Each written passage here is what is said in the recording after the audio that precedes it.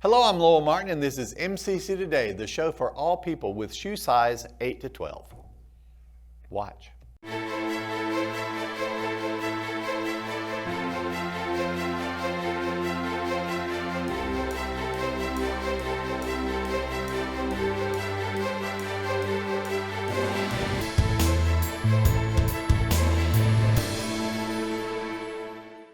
On today's show, we have Michael Shirley, Dr. Laura Lewis, and me. It's going to be amazing.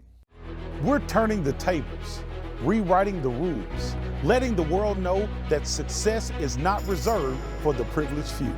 Every dreamer, every believer, every fighter has a chance to rise above.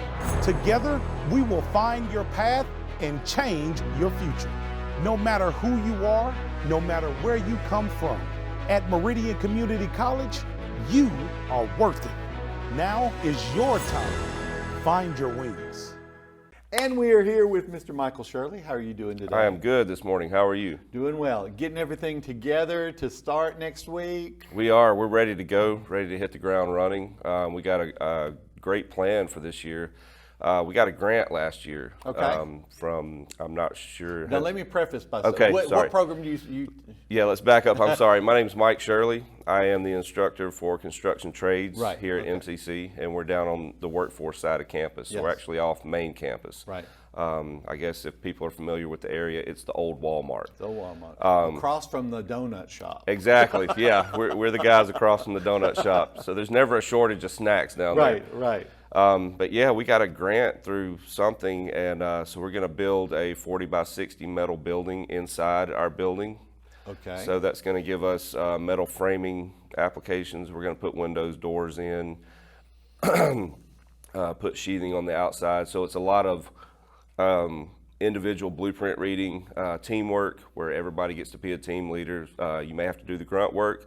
You may be the one holding the pen and paper, you know. So kind of I shift everybody around to give everybody that aspect. Not everybody is meant to be a leader, and not everybody is meant to be the grunt all the time. People have different strengths, and it usually takes half of the year or the end of the year to find that, but it's the same way on a construction job. Some people don't want to be a supervisor. They want to go to work, do their job, and not have their phone ring, you know, until the next day at work. Other people are just better at getting things done with mass groups of people. So we try to focus on that. And then we have a metal stud company I've been working with, and they actually have a 3-year advancement in their company. So you go in, you start out like $13, $14 an hour. You work a year, go through their training, and it starts bumping up $2, $3. Once you graduate their 3-year program, you take a test. At the end of that test, you're somewhere around the $18 to $24 an hour mark. Okay. And then if you take the test to be a foreman, you get a vehicle, a gas card, the insurance paid. You also get, I think, a cell phone. So there's a lot that comes with it, but it's just like any other career, you've got to pay your dues. Of course. Even doctors, when they graduate med school, they're doing residency for depending on how long, depending on their field of study. So we're no different. Sure. We just get dirty. But everything. You don't start out in the corner office. No, you don't. and honestly, I'm not built to be inside all day. This last couple of weeks in front of the computer and these seminars, I'm built to be either on my feet or outside. Yeah. But it settles down. We're good. We get in a groove. How many new students do you accept do you just accept students in the fall? Yes, just once a year, because we're a 1-year program, so they're only admitted in the fall. Now, I have accepted a kid halfway, but he took the other classes at another college, so everything kind of transferred.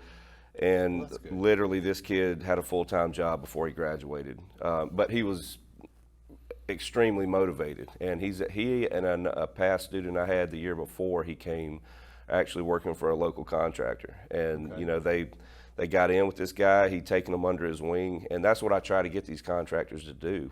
We have an internship program. So after they complete 50% of the class, usually after Christmas break, they sign up for the internship. So they're actually taking the class, they're working, they're getting paid, but the internship's through the government, so the government pays the employer 100% back. So the employer's getting free labor, the kid's getting the experience, but they're also getting money for it. Well, now, Are there any prerequisites to get into your program? Yes, it's a 16 on the ACT, and then they have to take the Accuplacer, and honestly, I'm not sure what the Accuplacer scores are. I want to say a 230 on the English. Whatever the equivalent of 16 is. Yeah, probably and around the that. main thing, the English, I'm not too dead set on. You know, I can work with somebody that can't do well on an English test because we're not worried about, you know, adjectives or anything.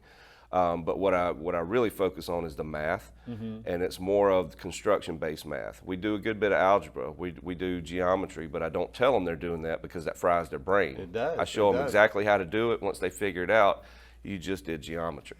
And then, you know, they're like, really? Well, I never could understand this because it's all on a whiteboard. It's not in my hands. They're not, once they can make something out of it, the math starts making sense. Now, this is a one-year certification program? Yes, sir. Okay, and so once they complete this year, what does that set them up to do? Does that, you talked about that there were some internships, you were talking, you know, getting more experience and all. Would they need to get more education somewhere else, or are they ready to get out and start learning that experience? They're ready to get out and start working. They're not a full-fledged carpenter. Okay. They're kind of a little bit not as dangerous. Okay. But they've been working with others. They've been working with tools. They kind of figure out how things go. There's a process to everything we do. Okay. And once they get on the job, they'll be put with a crew that's doing a certain thing, and you know, they start them at the bottom. Somebody will take them under their wing and train them. And they're not specialized. If you, I mean, and what I'm saying about that is, they know enough about about everything. Yeah. Or a little. Excuse me. They know a little bit about everything. Correct. But not a bunch about, you know. And that's what the experience does. Correct. Teaches them more about each of the parts. Yeah, we don't have the time to be specialized in one area. We kind of touch on everything. And I try to make sure that everybody does understand, because a lot of what we do is not in the classroom. Okay. The classroom, it's not a whole lot of our time because all of their learning is hands-on. It's in the lab. As you would want it to be. Correct. If you're in construction trades. Correct. Anything like that, you're not going to be able to learn on VR. Correct. or you're not going to do it well on VR. Right. And it's the little things on what to wear to work, you know, Okay. appropriate clothes, how to lift things, how to put your tools in your tool pouch, how to use tools without hurting the person behind you. Okay. How to carry stuff through the shop. If somebody's carrying stuff, you get out of their way because they've got the load and they're not able to move as freely. Do they need to have had construction experience? No. It's good if they do, but it's not necessary. A lot of people, I got a kid a few years ago from Jackson that enjoyed making stuff in Minecraft. Okay. He took this class. And did well? He did. He was way behind when it came to the physical aspect because he played a lot of video games growing up. So it took him a while to get calluses on his hands, you know, to learn to, hey, I've got to do this because somebody else is depending on me to do my job. But at the end of the year, the kid was there. You know, he was good. He was good help. Wasn't stellar, but he was good help. But it's all aspects. You know, I've had trust fund kids all the way to kids that have to get out and get a job to pay bills. Sure. So there's no real set area of where these students come from. And the job market Is wide open. is wide open. Is wide open. May I ask about the pay? Oh, yeah. When they're, you know, just getting out with a certificate, what kind of pay are we looking at? Somewhere around the $12 to $16 mark, depending on they're going to start them low just to see what they know and how invested they are in learning the trade and being with the company. But the progression rate is insane. When I was coming up, say I had joined a company, it would take me 10 years to get into a supervisor or a foreman position, if not longer. Now it's a 3 to 6 year window. Wow. That's how bad. And there's a lot of people that cannot get promoted in these construction sites because they don't have somebody to take their place. They're already getting the pay and the Right. benefits, the vehicles, but they can't move to that other area until they train somebody, and that's the issue. Do you ever miss being out on the job? Yes. Yes. Like weeks like this where you're in meetings and stuff like that? Yeah, or the just construction in world's a general? little different. You got to have thicker skin because they will call you everything besides your Christian name. Sure. But at the end of the day, you learn how to work with people from all walks of life. Some people have problems, some people have easy lives, and they bring every bit of that to work, but they're getting their job done. and it just makes you thick skin. But also here, there's a process to do everything. On a construction site, you do what you got to do, you hit the road. Right. And I love that mentality because, hey, if I want to get paid, I got to do this. Well, listen, thank you so much for being with us today. I want to have you on again because this is fascinating. Awesome. Thank you. Y'all have a good afternoon. See you later. We'll be right back. MCC costs less and gives you more. Are you ready to jumpstart your career but don't have the time for a traditional 4-year degree? Meridian Community College can have you workforce ready in as little as 1 semester. We have workforce programs ranging from 1 semester to 2 years with experienced instructors and hands-on training that will help you gain the skills you need to succeed and start earning a paycheck sooner. Find your wings at Meridian Community College. And we are here with the wonderful Dr. Laura Lewis, one of my favorite people on campus. How are you doing? I'm good. How are you? I'm doing well. I never get to see you. Well, I don't see you a lot because you are over in, well, actually, you're in the wellness. Yes, I am in wellness. And you can tell that's a place come on now. Don't give yourself such a hard time. Oh, trust me, it is so true. But okay, you teach what? Well, I teach in the Science and Wellness Department, and I am specifically teaching public health classes, personal community health, and health concepts, as well as any other class that they let me teach during the school year. Okay. But I also teach spin. Oh my gosh. And I teach Which is how you stay so online healthy. walking and jogging. Yes. Okay. I try to.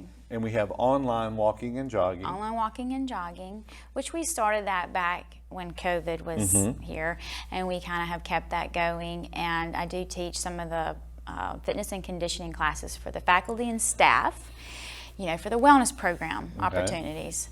So, and our wellness program here at Meridian Community College for faculty and staff, you can take up to 3 hours per week. Correct. For wellness, for exercise, and that's taken directly off your time. Yeah. So as long as your supervisor approves that and you have your schedule in place, then yeah, you can take. We're big on health. Yes, we're big on health. As long as you take that three hours, you can do it wherever you want on campus, or you can take a class, which we have classes available that I can share with everyone, or you can take the online section and do your activities off campus. Okay. So that's a really cool thing. It really is, but you have to document that you're doing all of this. You have to document. We trust up to a point. Right, because if you do not document, we've got to let someone know. You're not holding up your end of the bargain. That's correct. So yeah, they're held accountable. So what kind of classes do we have available? So right now, I brought you a list, and I have a list too. Yes. So of course, we have our faculty and staff wellness online classes. There's a 1 credit hour and a 2 credit hour. The 1 credit hour, the faculty and staff employees must do at least 2 hours per week, and then the 2 credit hour course, they should be doing 3 to 4 hours per week. Really, we like to say more so on the 4-hour side. Then, of course, we've got the walking and jogging online. This is for students, okay? We've got swimming with Mary Coleman. We also have yoga, and I do believe Ms. Pickett's going to be teaching that with Ms. Massey. Body sculpting class, spin with me. Yeah. Would hope to have you in class. Don't worry, I'll go easy on you for the first 6 weeks. Please. And then weight training, we have Coach Pringle that's going to be teaching that class. We have a bar class that's going to be with Miss Richardson, Erin, and Power Hour. We have water aerobics, which is extremely popular among our community, seniors, citizens. Yes. And of course, we have some students who take water aerobics, and the one question I get every year is, do you have to know how to swim to take water aerobics? And the answer is no. Okay. You do not have to know how to swim to take water aerobics. Now, I recommend for our students all the time, I'm like, school is stressful enough. Yes. Try to, if you can go ahead and schedule an exercise hour or 2 per week, it would really help you de-stress. Absolutely. And for the students especially, Signing up for a class is, someone holding you accountable, and that's what they need, especially during the stressful times of the year. You're going to say, I'm going to go work out on this day, and then you don't because you feel overwhelmed. So I like to encourage students to sign up because it does hold them accountable, and they're getting that exercise that they truly need to help them cope with all the stress that they're dealing with. Because you are going to be with this body for a while. That's right. So yeah, take you care of better it. really take care of Right. this body as long as you have Yes. it. And I'm just going to say, this is one of the most disciplined people I know, because I've seen, the way you eat, and you bring in your, your food to eat, and but with exercise, with you, I admire you so much. Well, I appreciate I that. really admire. I and do work you've hard. Yeah, she works very hard. But I pretty much, since I've known you, you've been like that. So that you're, this is what I'm going to do. Now she'll go and we'll eat lunch in the cafeteria or whatever, but she's very controlled. I'm like, how much can I get in there? I don't want anybody to feel bad. I think it's just a learning thing for people. You have to kind of know what works for you. If you're going to have a couple of really good eating days or good exercise days, you can have that day of the week where you let yourself go a little overboard with certain things that you really enjoy. Do you have that day during the week that you let yourself go a little overboard? Well, to be honest, I don't really know. I have to think back. No, last night I actually did. I had something that I probably wouldn't normally have. Okay. I had shrimp tortellini. How was it? Oh, it was so good. But you're not going to have leftovers for today, but you're not going to believe what I did. Uh-oh. So you know how they have all the creams and the sauces? This is the stuff we should not be eating a lot of all the time, Right, because right. it's got a lot of saturated fats and things like that. Really super yummy. So what I did was I strained it. I put it in a colander and just rinsed all the excess off, and so it's really just noodles and shrimp. Don't tell anybody. I'm kidding. Okay. Oh, But that was for today. that is yummy. I know that's a little bizarre. No. However, it's still, to me, it still leaves a little bit of the flavor, but it's not so much. Always done this? Have you? I mean, in the time I've known you, which has been what? I've done how this many for a long years time. have we known each other? It's been a while. 16. Yeah. Going on 16 It's been a years. while. So, but you've always been very structured. Yes, Did you I grow think up? so. Are your parents very structured? Just curious. No. Siblings? I try to get them on a schedule. They're trying to learn now. Okay. In But when their you were 70s, growing up, they're doing better. you were the structured one. I don't really know if I was the Okay. structured one. I think I was just doing my thing. But when I got to college, that's when I really started thinking about how I wanted to treat my body. Exercise became big for me. That's and what's then so diet. unusual is usually when people go to college, they get that freshman 15, freshman 50, Right. and you didn't. Well, that's because I was I'm just so impressed with this. going to the gym, working out. I had friends that worked out too. I was in the kinesiology by the department. You walked by the I gym. saw the gym. So yeah, that Okay. doesn't count. But so yeah, whenever I was in the kinesiology department, we were very big on exercise and nutrition and those types of Which things. is So good, and it's it's kind good of that you've kept that. But Well, now I with teach your, it, so I feel like Sure. it's my responsibility and it to is, live it is. Yeah. I mean, if you're teaching something, how are your students going to take you seriously if you're not following, If I'm not following if you're my own not- advice. Right. In your personal and community health class, what do you hope students get out of that? Oh, okay, this is big. So personal Okay. and community. Personal, meaning self, taking care of number one. I know that sounds selfish, but we need to learn how to do that. And not just physically, but emotionally, mentally, intellectually, spiritually, and physically, even financially. And then, of course, you go the into all of community, that. all of it. Excellent. And then the community, learning how to, care for your community, the people in the community. And that's a huge, huge thing. I think that we must start with ourselves in order to be helpful to others. Sure. How can That's you, what I would like you for know? them to take from that. Excellent. So, Listen, I want to thank you so much for being on the show Thank today. you for You know how much I allowing love me to you. come. And I'm just, thrilled that, I guess I have to book you. Now that you're back on campus, I'll get to see more you of you. That's a good can thing. email me, invite me Yes. to lunch. But one more thing, real quick. Yes, Do we yes, have yes, time? yes. Please. Wellness screenings for faculty and staff employees on Friday. We're starting at 8 until 10. Active Health is also going to be there. This is a branch of something that employees have as an additional health benefit. Okay. And they have wellness coaching and all sorts of cool things. So please come to the Damon Fitness Center. We'll be happy to help you with your health screenings. Thank you so much. Thank you. We'll be right back. Not essential. Never let anyone tell you that again. Never doubt your abilities to make a difference. How do I know this about you? Because I'm a teacher. I am the one who will push you harder and farther than you could have ever imagined. Teach you things that you never thought possible. And if you will give me 100%, then I will stand shoulder to shoulder with you, and together we will change your future. MCC, find your wings. Welcome back to MCC Today. I am not Lowell Martin. I am Matthew Milner because our wonderful guest over here is Lowell Martin. Lowell, how are you doing? I am doing well. How are you? I'm back in this chair.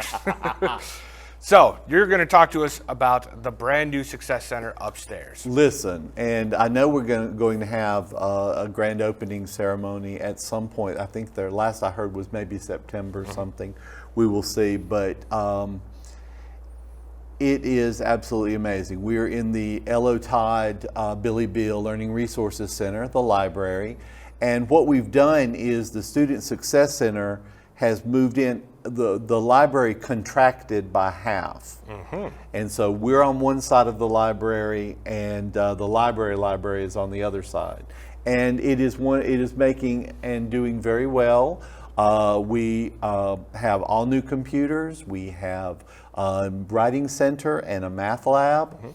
We have study rooms. We have an area for group studying. We have just all kinds of stuff that's just we did not have in the previous place that we were, and I'm so happy with it. It is more centrally located than Montgomery Hall where we were before, so I think we will catch more students. It sounds like that's very sinister, but sometimes students, we need to be more in their line, of sight. I hate to say it like that, but it's true. But we still will offer tutoring in English and in math and other subjects as needed. I'm still trying to get tutors. So anybody knows any tutors, please Come on down. come on down. Pardon me. I like to employ students as much as I possibly can. But our hours in the Success Center library will be from 7:30 in the morning until 6 p.m. Monday through Thursday, and 7:30 until 12:30 on Fridays. Cut out early on those Fridays, huh? We do. Yes. But now it's actually just a slight bit later than we were. We were leaving at 12, but because we're trying to keep all our hours the same, we will be leaving at 12:30. And as you know, I know we're saying we're cutting out early, but as you know, you come anywhere on this campus on a Friday afternoon and see how many people are here. We are not the only ones. Yes. So you talked about brand new location. It's Yes. central where everybody can be.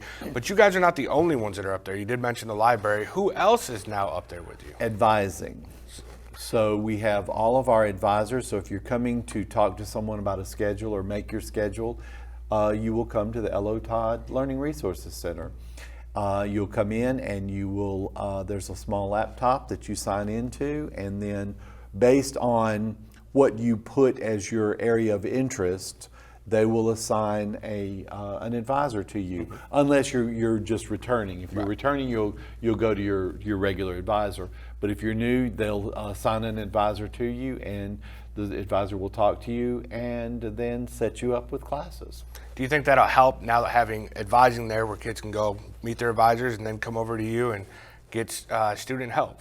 Yes, because we're getting into something called intrusive advising, which again sounds a little bit sinister, but intrusive advising means we are really trying to catch the students, and before there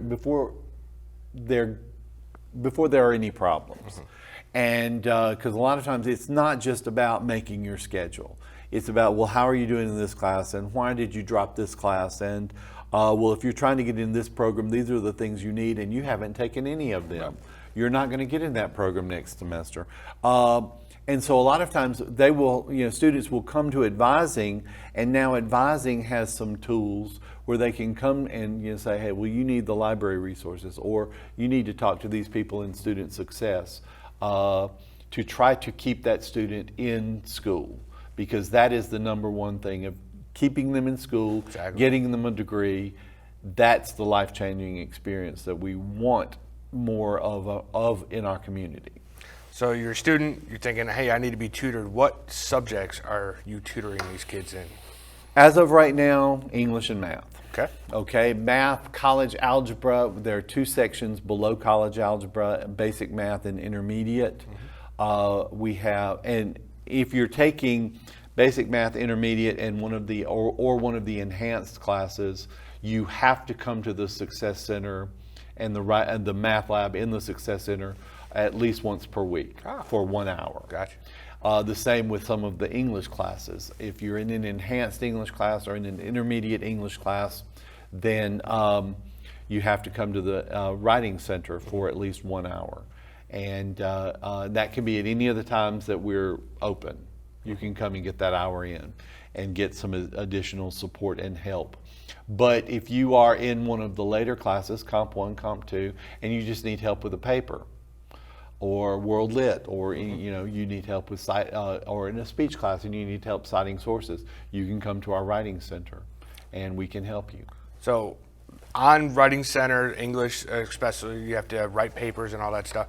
So with the ever-growing popularity in AI now with ChatGPT, how do you guys handle that when a student comes in? Well, you mean if they've used ChatGPT? If they've used it, the professor says, I think they're using this. How do you sit them down and try to get them to write their own paper? Well, more and more of our instructors are requiring the students to write their papers in class. Okay, and so what we've done is there are a couple of times during the semester, or a few times, when the teacher will bring the entire class to the Success Center, and we will be able to go around and help them as needed, and the instructor can help them as well. But I think you're probably, for the time being, going to see more of that in class, getting stuff done in class, until we have more of a grip on the technology. Right. We can, within parameters, I think, can tell if something has been written by ChatGPT or an AI. And technically speaking, if they try to submit work that's not their own, they get a 0 for it. And that just depends on the individual instructor. A lot of times they might give you the opportunity to turn something in, but it again depends on the instructor. So we're still coming to grips with AI. Yes. It's going to be interesting. But I look at it the same way when I was young and we started using calculators and people were up in arms. Oh, it's the end of math as we know it. But we came to an accommodation, and they're really useful and helpful and beneficial. And I think the same will be said for AI eventually. So brand new Student Success Center. Yay. Say where it's located again and what the hours are. Okay, it is located in the L.O. Todd Billy Beal Learning Resource Center, basically in the middle of campus. We are on the first floor, and our hours are 7:30 till 6 Monday through Thursday, and 7:30 till 12:30 on Friday. Well, Lowell, thank you for letting me come on your show and interview you. We will be right back. Thank you to the teachers for encouraging me when I wasn't sure where to start, for seeing my potential even when I didn't, for inspiring me to reach farther and try harder. Thank you, MCC. You helped me change my future. Find your wings at MCC. On behalf of executive producers Matt Milner and Tanisha Clark, thank you for watching. Hope you learned just a little bit, and we'll see you next week.